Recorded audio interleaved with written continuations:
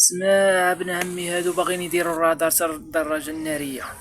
وبعدا حنا واش عندنا دراجة اش من نارية دراجه ولا؟ ناريه؟ الله غيدعيوك لي كلوب اللي كتقول لهم الدراجات الناريه، واحد عنده بيرمي وثقيل ورزين وكيخرج ومعروفين. الدراجات الناريه راه هما الموطورات غير الكبار لاعبين علينا. اللي كيديروا 20 مليون و30 مليون و40 مليون. اش من دراجه ناريه؟ الله يهديك، امالكم شادين في هذا الشيء ديالكم ما بغيتوش تخليو عليه.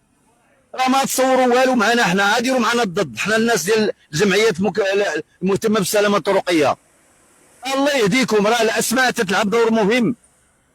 دراجه بمحرك موتوسيكل فضينا صافي ما تفوتش 50 سي سي في القوه الحراريه ديالها، وما تفوتش 50 كيلومتر في الساعه، ما تفوتش 50 كيلومتر في الساعه ماشي 57.